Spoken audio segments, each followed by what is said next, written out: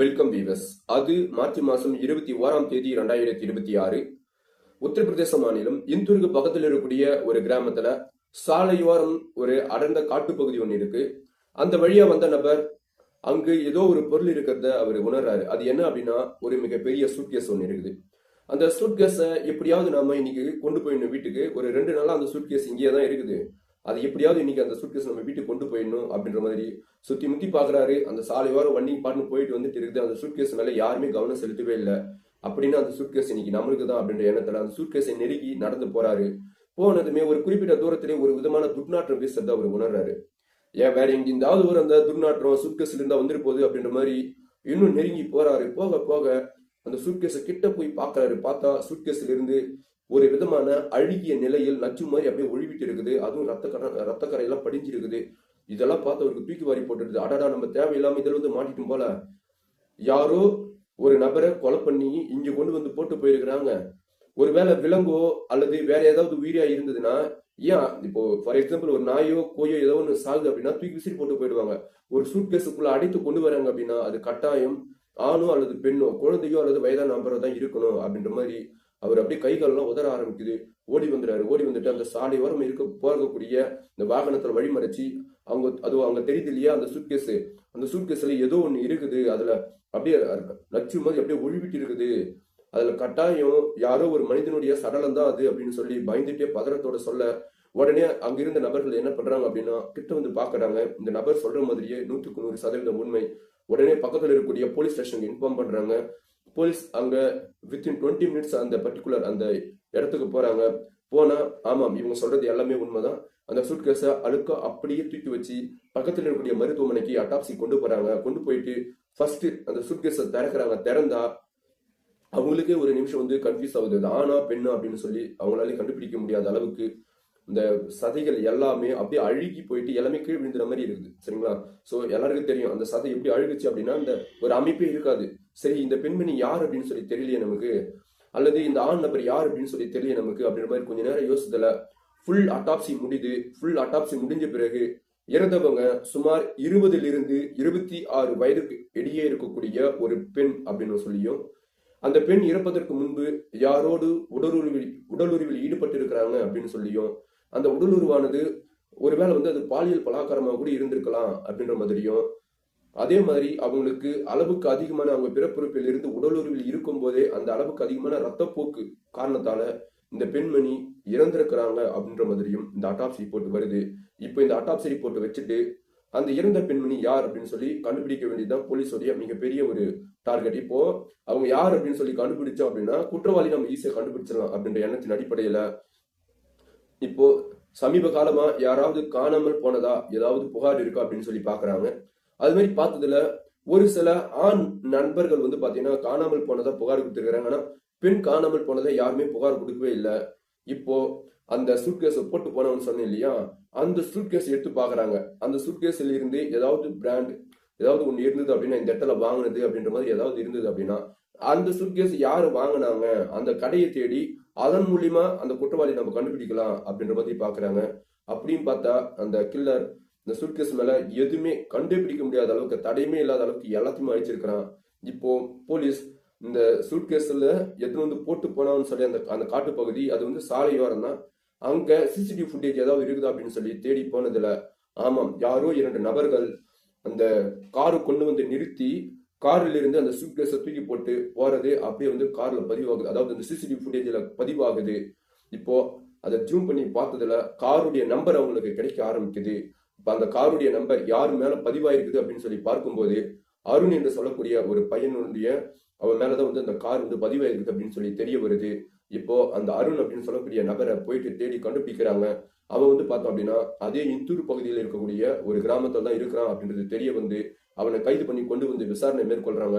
அது மாதிரி விசாரணை மேற்கொள்ளும் போது அந்த கார் என்னதுதான். ஆனா நான் இன்னைக்கு போகவே இல்லை அந்த பக்கம். எனக்கு என்னுடைய நண்பர்கள் யாராவதோ அல்லது நானே கூட ஒரு சில டைம்ல சும்மா கூட அந்த பக்கம் நான் போயிட்டு வர மாதிரி இருந்திருக்கும். நான் எதுக்கு அது மாதிரி எடுத்து போட போறேன் அப்படின்ற மாதிரி சம்பவம் செஞ்சதுனாவோ இவன் தான். ஆனா எதுவுமே தெரியாத மாதிரி அப்படியே நடிக்க ஆரம்பிக்கிறான். நீ தான் அந்த பக்கம் வந்திருக்கிற, அந்த காருக்குள்ள நீ மட்டும் இல்ல கூடவே இன்னொரு நபர் இருக்கிறான். நீங்க 2 பேரும் சேர்ந்துதான் அந்த சூட்கேஸ் இறங்கி போடுறீங்க. பர்ஃபெக்டான ஒரு சிசிடிவி ஃபுட்டேஜ் எங்களுக்கு கிடைச்சிருக்குது, ஒழுங்கா உண்மையை ஒத்துக்க, இல்லைன்னா போலீஸ் ட்ரீட்மெண்ட் கொடுத்து விசாரணை மேற்கொள்ள வேண்டியது இருக்கும் அப்படின்னு சொல்லி போலீஸ் மிரட்ட. அப்ப என்ன நினைக்கிறான் அப்படின்னா, அவன் செஞ்சது தவறு, எப்படியாவது ஒத்துட்டு தான் ஆகணும் அப்படின்ற மாதிரி நினைச்சு இந்த கொலைய நான் தான் பண்ணேன், நான் மட்டும் கிடையாது, என் கூடவே கிட்டத்தட்ட என்னுடைய புத்தி தெரிந்த நாளில் இருந்து என் கூட இருக்கக்கூடிய ரவி என்று சொல்லக்கூடிய வேற இன்னொரு நபரும், நாங்க 2 பேரும் சேர்ந்துதான் இந்த கொலையை நாங்க பண்ணோம் அப்படின்னு சொல்லி உண்மையை ஒத்துக்கிறாங்க. இங்க ஒண்ணு நல்லா ஞாபகம் வச்சுங்க, அவங்களுடைய உண்மையான பேர் அருண் கிடையாது, அதே மாதிரி உண்மையான பேர் ரவி கிடையாது. அவங்க 2 பேருக்கு வேற இன்னொரு பேரு, நாம அதை மாத்தி நம்ம சொல்றோம், சரிங்களா? அதே மாதிரி எந்த பெண்மணி அப்படின்றது பிரியா அப்படின்ற மாதிரி எல்லாம் கொடுத்திருப்பாங்க, சரிங்களா? அவங்க உண்மையான பேர் பிரியா கிடையாது, வேற இன்னொரு பேரு. ஸோ இந்த ஒரு சில அந்த யூடியூப் அவங்க வச்சிருக்கக்கூடிய அந்த ரூல்ஸுக்காக கொஞ்சம் பேர் மாத்தி சொல்றேன், யாருடைய மனசை புண்படுத்தாம இருக்கக்கூடாது அப்படின்றதுனால தான். சரி, ஓகே, நம்ம ஸ்டோரிக்குள்ள போகும். இப்போ அருண் மற்றும் ரவி இவங்க 2 பேரையும் போலீஸ் பர்ஃபெக்டா கூட்டு வச்சு விசாரணை மேற்கொள்றாங்க. விசாரணை மேற்கொள்ளும் போது ரவியும் திரும்ப குழப்ப ஆரம்பிக்கிறான். அது மாதிரிலாம் எதுவும் நாங்க பண்ணல, இவன் அருண் வேற யாரை இழுத்துட்டு போனான்னு சொல்லி தெரியல, எனக்கு அதெல்லாம் தெரியவே தெரியாதுன்னு போது சிசிடிவி ஃபுட்டேஜ் டைரக்டா போட்டே காட்டுறாங்க. போலீஸ் போட்டு காட்டினதுல இவங்க 2 பேருமே ஆமாம், நாங்க தான் இந்த கொலையை பண்ணோம், இந்த கொலை பண்றதுக்கு நிறைய காரணங்கள் இருக்கு, எங்களுடைய உள் மனசை காயப்படுத்துற மாதிரி அந்த நபர் செஞ்சிட்டாங்க, ஆகையால் தான் நாங்க ஆத்திரத்தில் இது மாதிரி பண்ணிட்டோம் அப்படின்னு சொல்லி அவங்களுடைய வாக்குமூலம் கொடுக்க ஆரம்பிக்கிறாங்க. நானும் என்னுடைய நண்பன் அருண், இது யார் சொல்றது அப்படின்னா ரவி சொல்றாங்க, நானும் என்னுடைய நண்பன் அருண் மற்றும் எங்களுடைய கேர்ள் ஃப்ரெண்டு பிரியா அப்படின்னு சொல்லக்கூடிய நாங்க 3 பேரும் சின்ன வயசுல இருந்தே நண்பர்கள், எங்க போனாலும் ஒன்னா போவோம், ஒன்னா வருவோம். அது மாதிரி சின்ன வயசுல இருந்தே நாங்க நண்பர்கள் அப்படின்றதுனால இதே மாதிரி வளர்ந்து வந்த நாங்கள் ஒரு குறிப்பிட்ட வயசு ஆகினதுமே எங்களுடைய உணர்வுகளை ஒருத்தருக்கு ஒருத்தர் நாங்கள் ஷேர் பண்ணிட்டோம். அது மாதிரி ஷேர் பண்ணும்போது பிரியாவை நாங்களே யாராவது லவ் பண்ணி திருமணம் செஞ்சுக்கணும் அப்படின்னு சொல்லி ஆசைப்பட்டோம்.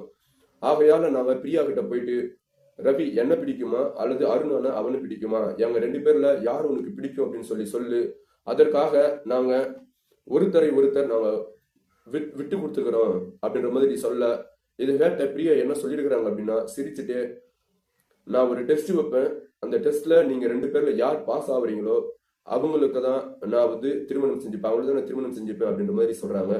அது என்ன டெஸ்ட் அப்படின்னு சொல்லி கேட்டாங்க. அதற்கு உங்க 2 பேரும் ஒரு நாள் உங்களுடைய உடம்புல ஒரு துணி கூட இல்லாம நான் சொல்லக்கூடிய அந்த இடத்துக்கு வரணும், அந்த இடத்துக்கு உங்களுடைய துணிகள் எல்லாமே அதாவது அவங்க சொல்லக்கூடிய அந்த இடத்துக்கு இவங்க 2 பேரும் போகணும். அங்க பாத்தீங்க அப்படின்னா இவங்க 1 2 3 4 அப்படின்னு சொல்லி எண்ணிட்டே வருவாங்க. அது மாதிரி என்ன அவங்களுடைய துணி இது எல்லாமே கழட்டணும் அந்த 2 பசங்களும். அது மாதிரி கழட்டின பிறகு அவங்களுடைய ஆண் உறுப்பு யாருக்கு இவங்களுக்கு பிடிச்சிருக்குதோ அந்த நபர் தான் நான் திருமணம் செஞ்சுப்பேன் அப்படின்னு கொஞ்சம் கூட கூச்சமே இல்லாம அந்த பெண்மணி சொல்லியிருக்கிறாங்க. இதை கேட்ட அவர்கள் என்ன சொல்றாங்க அப்படின்னா, இது மாதிரி ஒரு டெஸ்ட் இது வரைக்கும் நாங்க பார்த்ததே கிடையாது, கேட்டதும் கிடையாது, நீ 2 பேருக்குமே வேணாம், நீ போயிடு, நீ தேவையில்லை அப்படின்னு சொல்லி வெறுத்திருக்கிறார் ரவி. ஆனா அருண் என்ன சொல்லியிருக்கிறான் அப்படின்னா, அப்படியா, சின்ன வயசுல இருந்தே தானே நம்ம வளர்ந்துட்டு வந்திருக்கிறோம், இதுனா நீ ஒரு நண்பர் மாதிரி தானே, சரி இந்த டெஸ்ட்டுக்கு நான் ஓகே அப்படின்னு சொல்ல, இதனால ரவி என்ன பண்ற அப்படின்னா, ஓகே இந்த டெஸ்ட்டுக்கு நானும் ஓகே அப்படின்ற மாதிரி ஒரு லாட்ஜுக்கு போறாங்க. ஒரு லாட்ஜில் போயிட்டு கிட்டத்தட்ட 4 நாட்கள் தங்குற மாதிரி அந்த லாட்ஜை புக் பண்றாங்க. இதுல புக் பண்ற அளவுக்கெல்லாம் இவங்க வசதியானவங்களாம் அருண் சொந்தமா காரே வச்சுங்கிறான் அப்படின்னா அப்ப அவங்க வசதி எல்லாமே இருப்பாங்க. இப்போ அந்த லாட்ஜை புக் பண்ணிட்டு முதல் நாள் போறாங்க. போனதுல இவங்க அந்த டெஸ்ட் வச்சிருக்கிறாங்க இல்லையா, இப்போ இவங்க 1 2 3 சொல்றாங்க, அதுக்கேற்ற மாதிரி அந்த ட்ரெஸ் எல்லாம் ரிமூவ் பண்றாங்க. 2 பேரும் ரிமூவ் பண்ணிட்டு நியூடா நிக்கிறானுங்க பசங்க. இப்போ அவங்களுடைய ஆண் பிறப்புறுப்பு பிரியா கையில எல்லாம் பிடிச்சு பாக்குறாங்க. பிடிச்சு பார்த்ததுல உங்க 2 பேருமே எனக்கு பிடிக்கல, உங்களுடைய ஆண் உறுப்பு 2மே நல்லாவே இல்லை, 2 பேருடைய ஆண் உறுப்புமே நல்லாவே இல்லை, ஆகையால உங்க 2 பேருமே எனக்கு பிடிக்கல அப்படின்னு சொல்லி சொன்னதுல எங்களுடைய மானை எல்லாமே விட்டு எப்படியாவது நீ வேணும் அப்படின்ற எண்ணத்துல நாங்க இது மாதிரி செஞ்சோம் அப்படின்னா, எங்க ஒண்ணு ரவி பிடிக்குதுன்னு சொன்னோம், இல்ல அருண் பிடிக்குதுன்னு சொன்ன, 2 பேருமே பிடிக்கல அப்படின்னு சொல்லி சொன்னா, இவ்வளவு நாள் நீ எங்களுக்கு துரோகம் செஞ்சுட்டு வேற யாரோ இன்னொரு நபரோட நீங்க பழக்கத்துல இருந்திருக்கிற அப்படின்ற மாதிரி அருணுக்கு கோபம் ஆவறான்.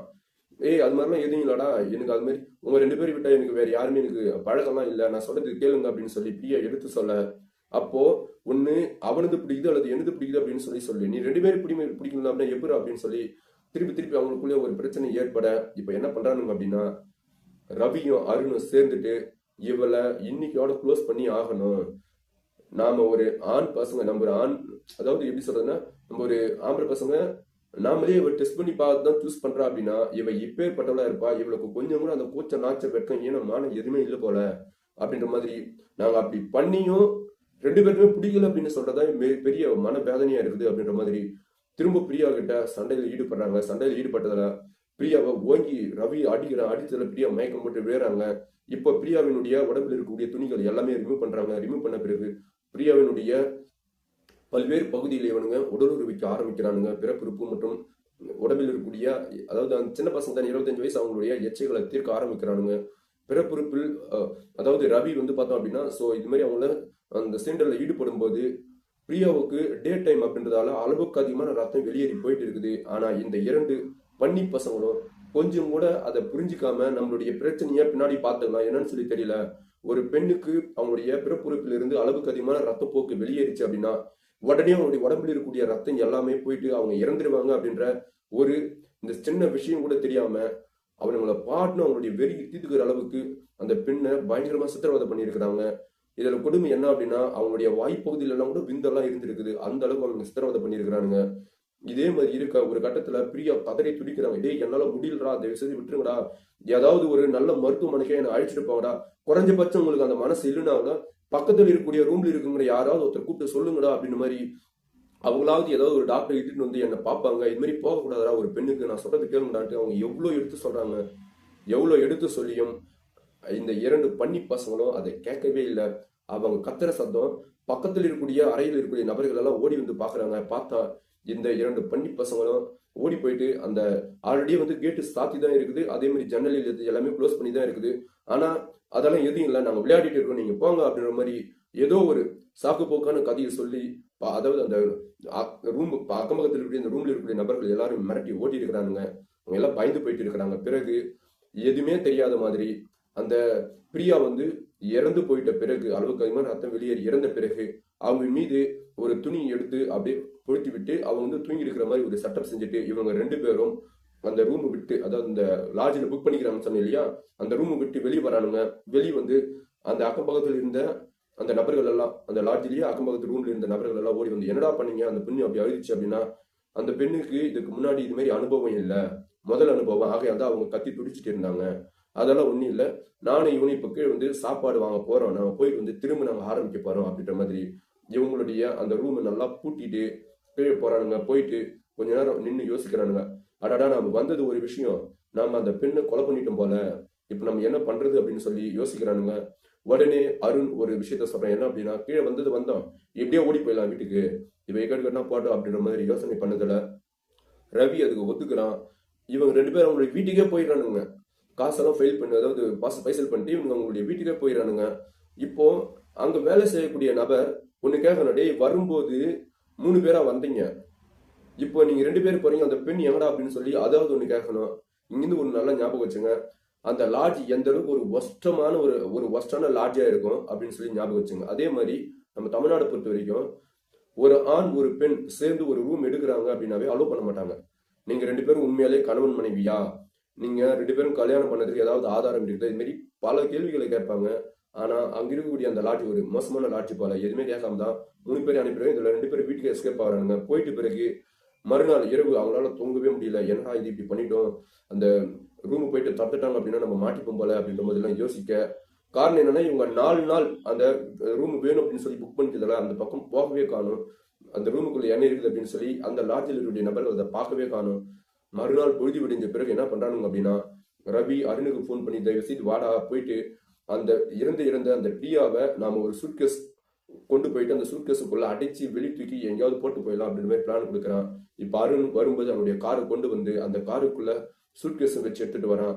அவனுக்கு வரும்போதே பிளான் பண்ணியிருக்கிறாங்க, சூட்கேஸ்ல ஏதாவது ஒரு ஸ்டிக்கரோ ஏதாவது ஒன்று இருந்தது அப்படின்னா அதை வச்சு நம்ம ஈஸியா கண்டுபிடிச்சிருவாங்க. ஆகையால எதுவுமே இல்லாத மாதிரி, எந்த தடையுமே கிடைக்காத மாதிரி மொத்தத்தையும் அழிடா அப்படின்ற மாதிரி மொத்தம் அதை கீரி மொத்தத்தையும் எடுத்துட்டு இருக்கிறாங்க. என்ன பிராண்டுன்னு கூட தெரியாத அளவுக்கு. இப்போ அந்த சூட்கேஸோட அந்த ரூமுக்கு வரானுங்க. வந்தா இவன் எப்படி அந்த துணியை போட்டு போட்டிட்டு போயிருந்தாங்களோ அதே மாதிரி தான் பிரியா இருக்கிறாங்க. ஆனா இறந்து போயிருக்கிறாங்க. இப்போ அந்த பெட்டுக்கு இருந்த துணி இது எல்லாத்தையும் அப்படியே சுழட்டி என்ன பண்றானுங்க அப்படின்னா பாத்ரூம்ல எடுத்துன்னு போயிட்டு போட்டு பாத்ரூமை லாக் பண்றானுங்க. அதே மாதிரி பிரியாவை என்ன பண்றானுங்க அப்படின்னா அழுக்கா எடுத்து அந்த சூட்கேஸ்ல வச்சு எங்கெங்கெல்லாம் உள்ள போலியோ அந்த பகுதியெல்லாம் கை கால் இது எல்லாமே வந்து உடைச்சி உள்ள அப்படியே அடைக்கணும் மாதிரி சரிங்களா. அவங்களை அடைச்சி சூட்கேஸை போட்டானுங்க, பூட்டி 2 பேரும். அதாவது இப்பதான் வந்து சூட்கேஸ் மாடர்னா இருக்குது இல்லையா, ஒரு பக்கம் லேசா தூக்கின போதும் அப்படியே இழுத்துட்டே போற மாதிரி அதே மாதிரி இழுத்துட்டே தன்னுடைய கீழே வரானுங்க. அதாவது அந்த கார் வச்சிருக்காங்க இல்லையா, அது வரைக்கும் வரானுங்க. வந்த பிறகு அந்த கார்ல இந்த சூட்கேஸை தூக்கி 2 பேரும் பிடிச்சி போட்டு அங்கிருந்து அதாவது இந்த 4 நாளைக்கு உண்டான என்னென்ன காசு இது எல்லாமே மேலும் எக்ஸ்ட்ரா ஏதாவது அவங்களுக்கு ஏதாவது கிம்பல் எதனா தந்தா தானே இது மாதிரி விஷயத்துக்கு அலோவ் பண்ணுவாங்க. அப்படின்றதுனால எல்லாமே கொடுத்து ஃபுல் அமௌண்ட் ஃபைசல் பண்றாங்க. ஃபைசல் பண்ண பிறகு இவங்க 2 பேரும் இந்த இந்தூர் பகுதியை ஒட்டி இருக்கக்கூடிய அந்த கொஞ்சம் அடர்ந்த காட்டு பகுதியா இருக்கும் அந்த ரோட்ல இருந்து சூட்கேஸ் தூக்கி வீசுறானுங்க. அது மாதிரி வீசிட்டு இவங்க 2 பேரும் எதுவுமே தெரியாத மாதிரி தன்னுடைய சொந்த ஊர்ல அமைதியா இருந்திருக்கிறாங்க. இதற்கிடையிலேயே பிரியாவினுடைய பேரண்ட்ஸ் என்ன பண்றாங்க அப்படின்னா, அருணுக்கும் ரவிக்கும் பல முறை கால் பண்ணியிருக்கிறாங்க. இவங்க கால் எடுக்கவே காணும். ஒரு கட்டத்துல பிரியா அவங்களுடைய அப்பா அம்மா வந்து அருணுடைய அப்பா அம்மாவுக்கு கால் பண்ணி பேசியிருக்கிறாங்க. என் பையன் எங்கேயோ போறேன்னு சொல்லி போனா, ஆனா அவன் வந்துட்டான், என்னடா பிரியா அவங்க கூட வந்தது அப்படின்னு சொல்லி சொன்னா, பிரியா எங்க கூட வரேன்னு சொல்லி வந்தா, ஆனா வந்து அவங்களுடைய ஃப்ரெண்டை யாரும் கூப்பிடுறாங்க, கேர்ள் ஃப்ரெண்டு கூப்பிடுறாங்க அப்படின்னு சொல்லி பெண்கள் எல்லாம் சேர்ந்து வேற எங்கேயும் அவங்க வெளியே ட்ரிப்புக்கு போயிருக்கிறாங்க. அவங்க அப்பா அம்மா எதுவும் பயப்படுவானா, அவங்கள தைரியமா இருக்க சொல்லுங்க அப்படின்ற மாதிரி அவங்களுக்கு ஒரு நம்பிக்கை கொடுத்துருக்கிறான் இந்த அருண் சரிங்களா. இப்போ தன்னுடைய மகள் தான் இறந்துட்டா, தன்னுடைய மகளை இவங்க 2 பேரும் சேர்ந்துதான் அவங்களை சித்திரவதை பண்ணி சாகடிச்சிருக்கிறானுங்க அப்படின்ற விஷயம் தெரிஞ்சதுமே அவனுடைய பேரண்ட்ஸ் பயங்கரமா அழ ஆரம்பிச்சிட்டாங்க. பிறகு பிரியாவுடைய சடலத்தை அவங்களுடைய பேரண்ட்ஸ் கிட்ட கொடுத்து அவங்களுக்கு செய்ய வேண்டிய சடங்கு சமுதாயம் எல்லாமே செய்து முடிக்கப்படுகிறது. இப்போ இந்த 2 பன்னி பசங்களை கொண்டு போயிட்டு ஸோ இதுலேயே தான் ஜெயிலே தான் வச்சிருக்கிறாங்கன்னா, இவங்க மேல வந்து பாத்தீங்க அப்படின்னா இன்னும் வந்து கோர்ட்டுக்கு கொண்டு போயிட்டு என்ன உண்மையான இவங்களுக்கு என்ன தண்டனை கிடைக்கணும் அப்படின்றது இன்னும் வந்து ப்ரூவ் ஆகல சரிங்களா. ஓகே நண்பர்களே, ஸோ இந்த விஷயத்தை பொறுத்த வரைக்கும் என்னதான் சின்ன வயசு ஃப்ரெண்டா இருந்தாலும் கூட பெண்கள் அப்படின்னா அவங்களுடைய மர்ம உறுப்பு, அதாவது குறிப்பா சொன்னா அவங்களுடைய செக்யூரிட்டி இதெல்லாம் தூக்கி போட்டோம், மர்ம உறுப்பு இதெல்லாம் தூக்கி போட்டோம், அவங்களுடைய செக்யூரிட்டி ரொம்ப ரொம்ப முக்கியம். நான் பல வீடியோல சொல்லியிருப்பேன், உங்களை பொறுத்த வரைக்கும் நீங்க மட்டும் தான் உங்களுக்கு நம்பிக்கை. என் கூட வந்து என் பாய் ஃப்ரெண்டு வரான், என் பாய் ஃப்ரெண்டு வரதுனால என்னை யாரும் அட்டாக் பண்ணோம்னா உடனே சூப்பர் மேனாவோ சக்தி மேனாவோ மாறி மொத்த பேர் பக்கத்துல இருக்கிற எல்லாரையும் அச்சு தீச்சிருவான். இந்த நம்பிக்கையெல்லாம் சுத்தமா விட்டுருங்க. பல கேஸ் நம்ம பார்த்துக்கிறோம். அண்ணா பல்கலைக்கழகத்துல அந்த ஒரு லேடிய சேண்டல் பண்ணும்போது ஞானசாகரன் அப்படின்ற பையன் அவங்களுடைய லவ்வர் அங்க கிடையவே கிடையாது, விட்டு ஓடி வந்துட்டான். ஏன்? அவன் நினைச்சிருந்தா ஏதாவது ஒண்ணு பண்ணிருக்கலாம், தன்னுடைய நண்பர்களை வர வச்சிருக்கலாம், ஏதாவது ஒண்ணு சம்திங் செஞ்சிருக்கலாம் சரிங்களா. அது இதே மாதிரி பல கேஸ் வேலூர் கோட்டையில ஒரு முறை அதே மாதிரி தான் ஒரு பெண்ணும் ஒரு ஆணும் 2 பேரும் என்ன பண்றாங்க அப்படின்னா ஒரு அடர்ந்த ஒரு ஏரியால போயிட்டு அவங்க 2 பேரும் வந்து சில்மிஸ்ல இருக்கிறாங்க. திடீர்னு ஒரு 4 பசங்க வராங்க. அந்த ஆண் நபரை தூக்கி இழுத்து அவனுடைய கை கால் வாய் எல்லாமே கட்டி போட்டு இந்த பெண்ணை வந்து அப்படியே சீரழிக்க ஆரம்பிக்கிறாங்க. அவனால என்ன பண்ண முடிஞ்சது? நீங்க நினைக்கிற மாதிரி உன்னுடைய காதலர்கள்லாம் அப்படியே சூப்பர் மேனோ அல்லது சக்தி மேனோ எல்லாம் கிடையவே கிடையாது. உங்களுடைய செக்யூரிட்டி உங்களுக்கு ரொம்ப ரொம்ப முக்கியம். அதே மாதிரி என் லவர் இங்கே கூப்பிட்றான் அங்கே கூப்பிட்றான்னு உங்களோட ஒரு குறிப்பிட்ட அளவுக்கு வரைக்கும் போகலாம். நீங்க ரொம்ப ஒரு அடர்ந்த காட்டுப்பகுதி இது மாதிரிலாம் போனீங்க அப்படின்னா உண்மையிலே அது வந்து உங்களை நீங்க காப்பாற்றிக்க முடியாது, உங்களை லவராலையும் உங்களை காப்பாற்ற முடியாது. இதே மாதிரிதான் இந்த காயத்ரி அப்படின்ற ஒரு லேடியோடைய கேஸும் அதே மாதிரி தான் பார்த்தோம். அவனுடைய நண்பரோடு போறது அந்த குற்றாலத்தாண்ட சரிங்களா. ஒரு அடர்ந்த காட்டு டே இதோட நிறுத்திக்கலாம்டா, இது மேல போவேனா சேஃப்டி இல்லை அப்படின்னு அந்த பொண்ணு சொல்லியிருக்கோம். ஆனா அவங்களுடைய லவர் வந்து நான் ஹீரோ நீ வா அப்படின்ற மாதிரி அப்படியே அடர்ந்த காட்டு பகுதி இட்டும் போயிருப்பான். அதாவது இளநியை வெட்டுற மாதிரி அவங்களுடைய தலையை வெட்டியிருப்பான். அதோடு இல்லாம அவங்களுடைய பிறப்புறுப்பெல்லாம் அவங்க வீடோடு இருக்கும்போது அப்படியே பச்சையா அறுத்திருப்பான். அந்த கேஸ் நம்ம இதுக்கு முன்னாடியே பார்த்துருக்கிறோம். இது மாதிரி பெண்களை பொறுத்த வரைக்கும் உங்களுடைய சேஃப்டி அப்படின்றது உங்க கையில மட்டும்தான் இருக்குது சரிங்களா. இதை தவிர்த்து நீங்க எக்ஸ்ட்ரா ஏதாவது இப்போ ஒரு கராத்தேவோ இது மாதிரி ஏதாவது தெரிஞ்சு வச்சுக்கினீங்க அப்படின்னா அது உங்களுக்கு ஒரு நல்ல பலத்தை தரும் அப்படின்னு சொல்லி ஆண் நபர்கள் தயவு செய்து பெண்கள் அப்படின்றது ஒரு சாஃப்ட் அப்படின்னு புரிஞ்சு அவங்கள எப்படி நம்ம ஹேண்டில் பண்ணணுமோ அவங்ககிட்ட நம்ம எப்படி நடந்துக்கணுமோ அது மாதிரி நடந்துக்குங்க. மனசாட்சி அப்படின்னு ஒண்ணு இருந்தாவே போதும். இதுல பிரியா செஞ்ச தவறு என்ன அப்படின்னு சொல்லி பாத்தீங்கன்னா, நீங்க 2 பேரும் வாங்கினா உங்க துணியெல்லாம் கழட்டுங்க, உங்க 2 பேருடைய இந்த பிறப்புறுப்பு எப்படி இருக்குதுன்னு பார்த்து எனக்கு எது செட் ஆகுது அதுதானே எடுத்துப்போம் அப்படின்னு சொல்லி சொன்னது மிக பெரிய தவறு. இதனால அவங்க விளையாட்டா சொன்னாங்களோ அல்லது சீரியஸா சொன்னாங்களோ இதனாலதான் பிரியாவினுடைய உயிர் தற்போது பிரிந்து அழுகுன நிலையில கண்டுபிடிச்சிருக்கிறாங்க போலீஸ் சரிங்களா. ஓகே நண்பர்களே, இது மாதிரி யாரும் இருக்காதீங்க அப்படின்னு சொல்லி இவ்வளவு நேரம் இந்த வீடியோ பார்த்த அனைவருக்கும் நன்றி, வணக்கம்.